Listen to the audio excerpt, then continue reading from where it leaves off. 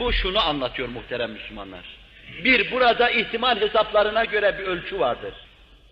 Birbirini takip eden, dikkat buyurun, birbirine bağlı çeşitli keyfiyetlerle bir araya gelen 10 rakamın sırasıyla dikkat edin birbirini takip etmesinde ihtimal hesaplarına göre 10 milyarda bir ihtimaldir senin istediğin şeklin meydana gelmesi. Yani 10 rakamından bir bina yapsan, birinci rakam altta olsa, 10. rakam en üstte olsa, bunların sırasıyla dizilmesi tesadüfe göre 10 milyarda bir ihtimaldir.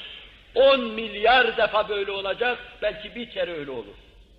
Bu rakamların sayısı 12'ye çıktığı zaman da mesele biraz daha büyüyecek, o zaman 1000 milyarda bir ihtimal olur bu. 12 rakamdan bir bina yaptığın zaman ihtimal hesaplarına göre 12 rakamdan bina yapıyorsun.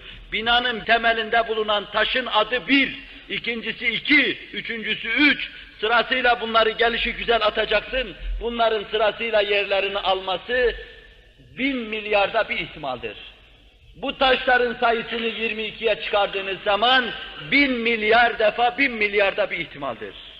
Binaenaleyh bu kadar korkunç rakamlarla ifade edemeyeceğimiz ihtimallerden bir ihtimal ile sadece 22 taşlı bir bina yapman bu kadar muğlak, bu kadar karışık olursa ya yarım milyon harfin böyle bir kaside meydana getirmesi nasıl karışık olmaz, onu senin insafına havale ediyorum. Bütün bunlar hepsi birer misaldi. Bu misaller bize şunu gösteriyor. Kainatta meydana gelen taş, ağaç, toprak vesaire, bunlar ya Allah tarafından yaratılmıştır, ya atomlar anlaşmış, kafa kafaya vermiş, meydana getirmiştir veya rastlantı olarak böyle olmuştur bunlar. Tesadüfen böyle olmuştur. İşte bu misalleri anlatmakla tesadüfün ne demek olduğunu size anlatmış oluyorum. Tesadüf olur mu, olmaz mı? Bunu arz etmiş oluyorum.